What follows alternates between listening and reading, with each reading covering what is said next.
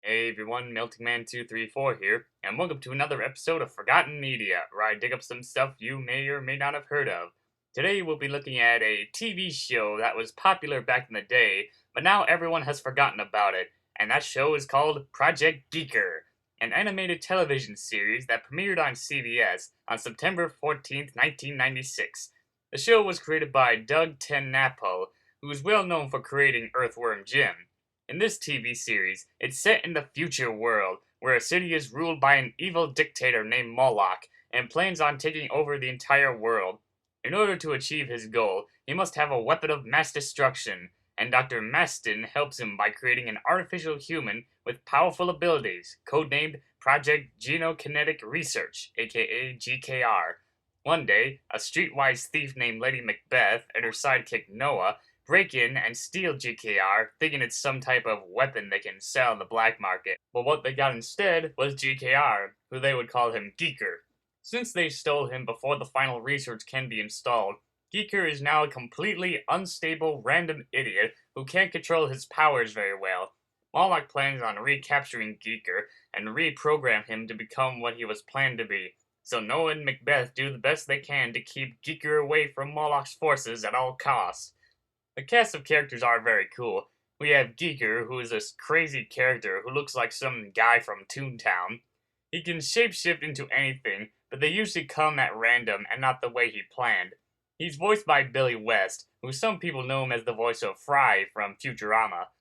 G.e.K.e.R is a pretty funny and random character, as most of the time he talks about wanting a chocolate monkey. Which I find that weird. At first I thought it was monkeys dipped in chocolate, but I'm pretty sure it's the slab of chocolate in the shape of a monkey.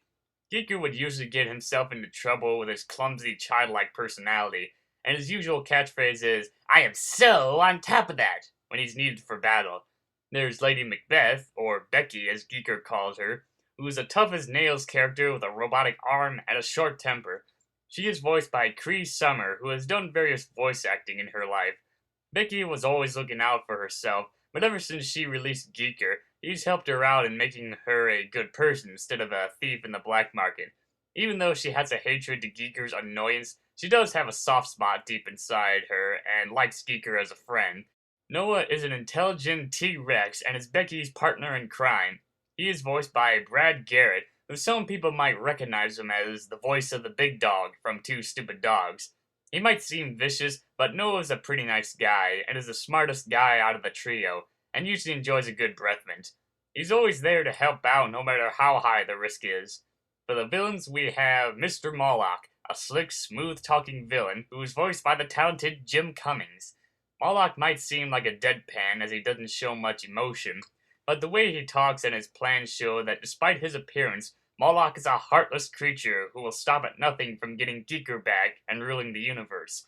Assisting him is Dr. Matson, a brilliant but unstable scientist who is part human, part elephant. He is voiced by Charles Adler, who has voiced many characters in his voice acting career, like Cow from Cow and Chicken and Snively Robotnik from the Sonic Sat AM series. Despite his brilliance, Matston's plans backfire at times, especially when he fails to create another G.e.K.E.R to assist Moloch.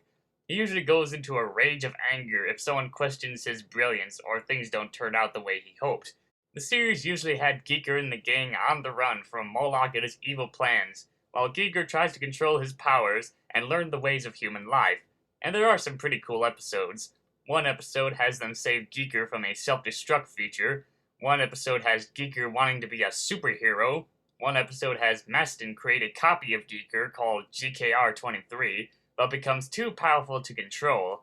Although it is strange seeing dinosaurs in the future, there is one episode that explains that dinosaurs didn't become extinct. They dug deep underground and hid from the human population, and started their own society in a hidden city called Dinopolis, where dinosaurs live in peace, away from the humans.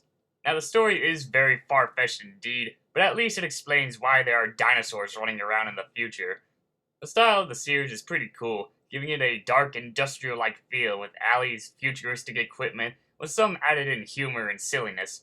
Whether he was annoying or crazy, it seemed like Giger was pretty much the scene stealer. He was always crazy, random, and fun to watch, like watching a citizen from Cartoonland in a dark futuristic world. The show was very popular, becoming one of CBS's most popular shows during the time. But sadly, despite the high ratings and good reviews, the show didn't last long and was pulled off the air in its early stages. This was caused by the government that required 3 hours of educational TV programming. CBS was onto this and started replacing their cartoon shows with low budget live action shows, and G.e.E.K.e.R happened to be on the list of being removed.